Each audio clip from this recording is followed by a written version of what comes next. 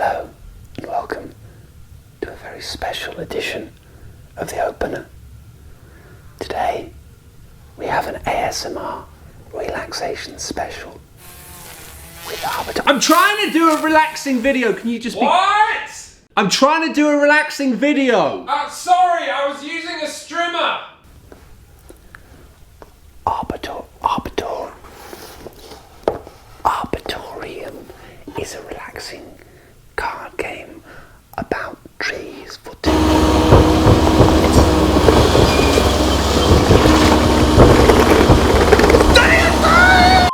Sorry, I was just using my driller.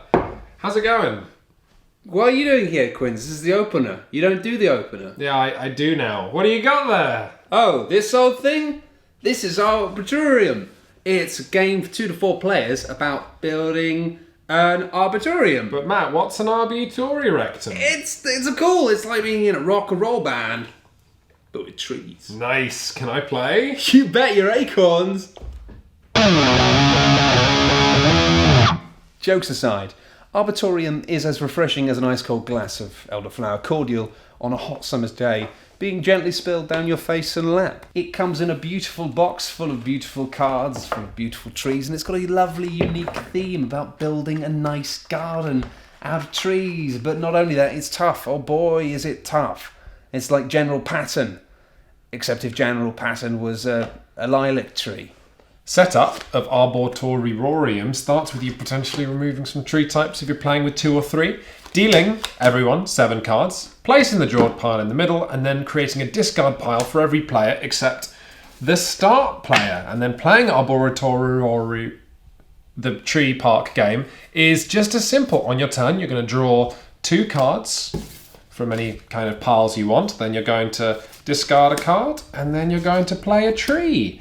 And you're also going to feel this game and all of its possibilities rolling over your head like a thundercloud over an arboretum. So you're building a nice lovely walk for a mystery person to go through, but how do you actually do that? Well, the game continues until all of the draw deck is gone. When you've picked up all the lovely trees and placed them all in your garden, you look at how many points you've got, and you do that by, well, let's take a walk through an arboretum that I made earlier. We're playing a 2-player game, which means we have 6 different types of tree, no more, no less. Let's start by scoring the maples. How do we do that? Well, we go maples, red trees. You find your lowest maple, your highest maple, and you draw the path of the most cards through it. So you go 2, 3, 6, 7, 8. The number has to go up, but it can jump numbers. That's fine. It just has to start with a maple and end with a maple. How do you score it? Easy. You just count the number of cards. 1, 2, 3, 4, 5. I got 5 points. I'm on top of the world. But actually, I got more than that, because there's another thing. If your chain starts with a card that's a 1, then you get a bonus point for that chain. And if your chain ends with a card that is an 8, then you get 2 bonus points. But that's not all of it.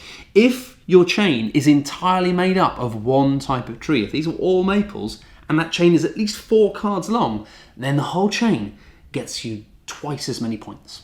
And I know that this might seem a bit boring, but it's not, because there's another rule, a secret hidden rule, and we've saved the best till last. I love when we save the best till last. So, actually, each tree is only scored by 1 player at the end of Arboretum.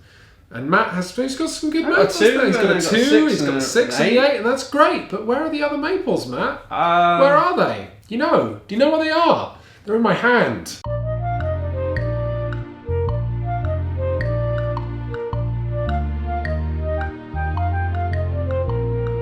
They're in my hand, which means I score maples. I do. You don't get. You don't get nothing. Oh no. This single tiny rule grows into an entire branching structure of deception, risk-taking, and outright mind-bending puzzling. Oh, look, you've got a lovely collection of jacaranda trees, the best in the land. But you made it too nice, and now your friend's going to score jacaranda, and you're not. Let me give you an example of how this affects the game. Let's say it's your turn and you draw into, some hot property, the sexiest ticket in town. The 8 of Magnolia. Now, you can put that down into your Arboretum, or you can hang on to it because it might be your key to scoring Magnolia. But for the sake of argument, let's say you put it down. Your opponent then might think, holy moly, that's going to score him a lot of points. I'd better start collecting Magnolia so he can't score any Magnolia. Or they might think, oh wow, he put down the 8 of Magnolia? If he did that, he must be confident that I can't collect enough Magnolia to deny him the score. So he's probably already holding the 6 and the 7, so I guess I won't bother collecting any Magnolia. Or they might even think, ha!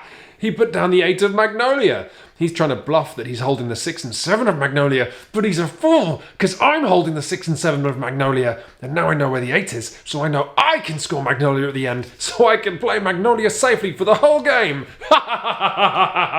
Or they could just think, what did he just do? Oh my god, I don't actually care. Just give me the jacaranda. Give me the jacaranda. Give me that sweet, sweet jacaranda. I got that jacaranda. This simple mechanic takes a basic game and just charges every element of it with electricity. Because, let's think about this. You take 2 cards at the start of your turn and you look at what you've got and you think, well, some of these are quite nice, but then I've got these cards that I need to keep so I can score that kind of tree. But then he's collecting that kind of tree, so I'm keeping a couple of those, and then I'm also keeping a couple of those to stop him from scoring that kind of tree. But then I've got these other cards that I quite want to play in the next turn.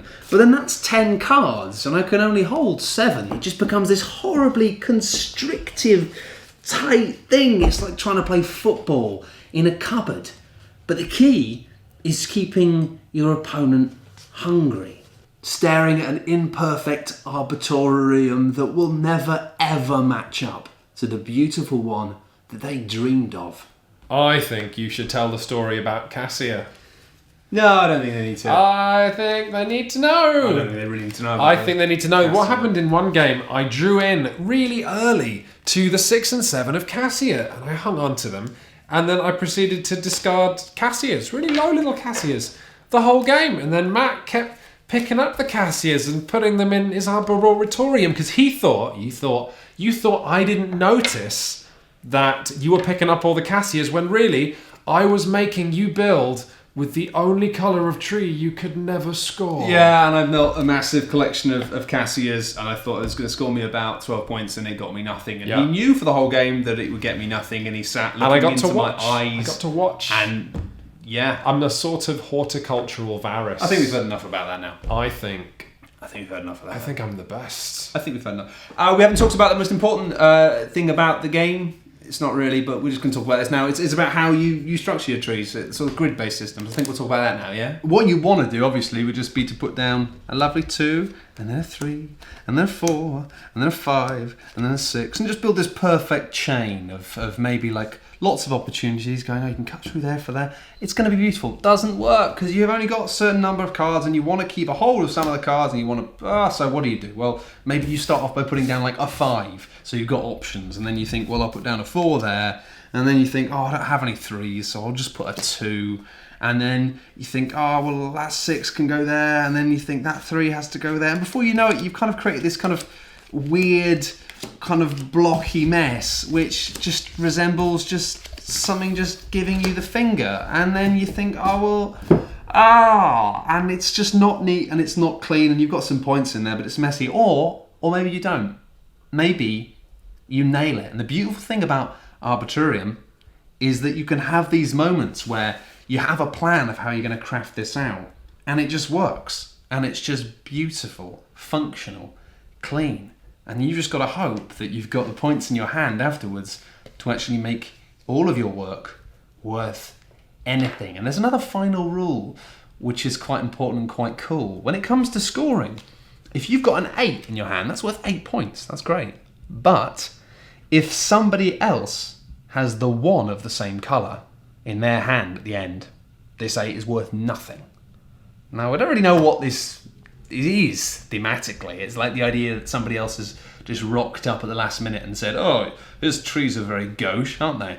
But it works wonderfully. It just adds this horrible tension. You spend the whole game going, they've got the 1, they've got the 1. I can't believe they've got the 1 in their hand. The bastards, they've got the 1, they've got the 1. And then like you draw the 1 and you go, they didn't have the 1. Make no mistake, Shut Up and Sit Down recommends Arboretum. It's incredible how much tension and skill and depth packs into this tiny little box that's just a wicked design, but it gets away with that skill and that tension because it's still got something relaxing about it. There's still the joy of gambling and getting exactly what you need or what someone else needs. And there's still that gentle joy of building something really nice across the game. You've made a beautiful work of art by the end of it. Yeah, and then it just might be the case that somebody walks over to your beautiful work of art garden and tells you that it's absolutely worthless. It's great. It's just great. It looks great. Comes in a tiny little package. And you know what? It can be played as a tiny little thing. You can play it on a table, but you can also compress it right down. You can play it in bars. You can play it on a plane. We literally played it on a plane quite a few times on those tiny tables. And it's the kind of game where no matter how many players you play it with, you immediately afterwards think, I'd love to play this with 3 people. I'd love to play this with 2 people. Yeah, I'd love to play this with 2 people because you just know it's going to be different. Yeah. And also you know it's going to have more trees. Yes. You don't even use all the trees. Oh my god, I love this. I love this. If you play with 4, you get with all of them. You get the creepy olive, you get the noble dogwood, you get the avuncular oak, you get the funereal willow. And you know what else you can do when you sit people down to play this? If you're with 3 or 2, you can put all the types of trees out and say to your friends, hey, pick which 6 or 8 trees you want to play with. And then you can start You can bickering. argue about what kind of trees you want. What tree is best, Matt? What tree is best? It's not the willows. No, it's not. The willows are shit. I'll tell you what, final point. If you are ever thinking, if you're making a card game, of putting your logo on the card, you are an idiot because look how nice that is. Look, you can just tell an artist to make a completely awesome design that looks gorgeous. Yeah, it's great. And in terms of picking trees, I think it's time for us to pick some trees ourselves. Pick those trees into our mouths. Let's get extravagant. Hello, welcome to the kitchen time with Matt. I'm going to teach you to cook something today. It's going to be called hot pasta with trees. What's it going to have in it? I don't know. You're going to want to chop up an onion. Then you're going to chop up 2 cloves of garlic, a big chili. I'm using jalapenos because I've got some. And after you've chopped up the 2 cloves of garlic and the chili, you're then going to chop up another half a chili and another clove of garlic because you just think, wow, why not? Olive oil. Soften up the onions on a medium heat. And it's going to take a little while for them to kind of, don't do that. Don't put your hand in the pan. Just put in just some anchovies. I don't really know how many, to be honest. Let's say 2. 2.5? 3? Let's say 3. They are salty bastards, which is great because they add like salt, but it means that you've got to make sure you don't go nuts with adding salt. So I'm going to add a bit of salt just to bring out some of the liquid from the onions because salt just does that to vegetables for some reason. And then just a bit of pepper. Anchovies, oh, no, listen, don't freak out. The thing about anchovies when you put them in a sauce is they disappear. You put them in the oil early on and they just melt away and nobody will know they're there. So unless you're cooking for vegetarians, in which case obviously don't, it's fine, just try it. Oh. I didn't need that. I didn't need that anyway. It was probably going to be too spicy. It was probably going to be too spicy, so it's probably for the best. Hello. I'm going to put a cover on this actually, because the thing about onions sometimes is if you're not careful, onions will they'll still have that kind of tang. You've got to make sure you cook them all the way through to make them kind of sweet rather than bitter. And if you're not sure about that, then covering them up and letting them sweat basically in their own dirty steam. It's hard to get a gauge for how hot you want the pan to be for this sort of thing, but if it's too hot, then you can't go back. There's nothing wrong. If you're cooking onions or you're cooking tomatoes, there's nothing wrong with just cooking them really, really slowly on a really low heat for a really long time. It will only make them better. Tomatoes. Let's have a look in the pan. Oh, it's all steaming and maybe going slightly brown there, so I'm going to put an end to that by putting some tomatoes in. Because I don't want the onions to go brown. They're not really going brown. I think they've just been tainted by anchovies. They're a bad influence. I'm not going to cover this because actually what I want to happen here is for this to reduce. And once you've got your tomato stuff going, you just want to get a huge pan of pasta water. Always use more water than you want because pasta is greedy. This is what you want. It's just very gently letting out some of that liquid, getting it down to be a bit more of a a saucy paste. Obviously, don't put your fingers actually in the pan. Just keep your hands out of the pan. This is probably bubbling too much, actually. I'm probably going to move this onto a smaller heat. You want it to just be very, very gently going down. Because, we've got to wait about 10 minutes for that pasta water to boil, and we're going to wait 10 minutes for the pasta. Now's the important thing, though. You've got to turn to your cameraman and ask them, do you want extra spicy broccoli with this? Why would I not? Well, then we're doing it. Hot pasta with hot trees. Is broccoli a tree? Yes.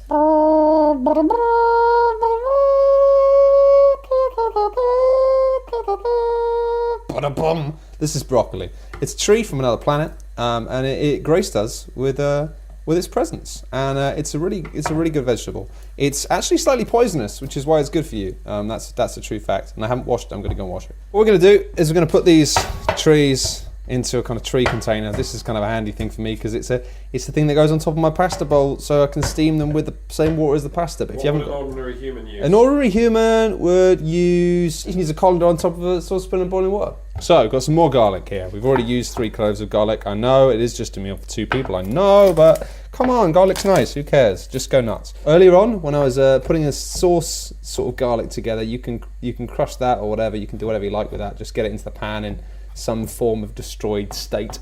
With this though, you do kind of want to have a bit more pieces rather than just mush, for reasons you'll understand in a moment. So the sauce is very gradually getting kind of nice and oily and thick, just how we want it. And now it's time to add some pasta. What kind of pasta I got? I got some of this kind of pasta. So I'm going to put some tubes in the water because it's boiling. I'm going to put all the tubes in. Whoa, not that much. After the pasta's been going for about 5 minutes, put a little bit of oil into a smaller pan or a big, whatever, doesn't really matter. And then get some garlic and just stuff the garlic in there very gently. You're probably going to want to bash the garlic a little bit just to kind of get the pieces, the slices separated so they can fry properly. And this is good, look at this. It's kind of bubbling a little bit. It means it is actually frying rather than just sort of like glumly going, oh, I'm getting all saggy in oil. That, you can see there, is pretty much done. Doesn't take long at all. Just takes basically maybe a minute, if that. Then when you turn the heat off, you want to add a little bit of chilli, both for colour and variety. I'm not going to put some fresh chilli in here, I'm just going to put in some dried chilli. That'll probably be fine. It's not much, but it'll add something extra. Because I am worried this might be inedibly hot. Did I mention I've never made this before? After the pasta's been going for about 5 minutes or so, maybe less, get that broccoli on. It's vital that you don't steam the broccoli for too long. 4 or 5 minutes, any more than that, no, kill it. So by now you've been keeping this moving so it doesn't catch on the bottom of the pan, but it is getting lovely and thick and all those flavours are intensifying and becoming quite possibly dangerous. Next up, the broccoli. It's been for about 5 minutes. It's probably done. Look at that, it's nice. Now, fun part, this goes in here. You've obviously done this, you've taken it off the heat, whack some heat under it again, and I'm literally just gonna go, whoop, there it is, it's broccoli. You've drained the pasta, put it straight in there. Don't worry about it being too dry. If you leave it to dry for too long, bad things happen. And then just pour it straight into the sauce. So it's good to have a big pan for the sauce if you can, a big wide one. Oh, I like a big wide one. Meanwhile, just sort of, it's impossible to saute things this big in a pan this tiny, but do your best to sort of juggle it around a bit. Come on, that's it. Oh yeah. Ta-da! It looks quite plain, but it's probably going to blow your face off. And finally, just because, parmesan on it and some black pepper. And that's food for now. What's it like, Quinns? Is it edible?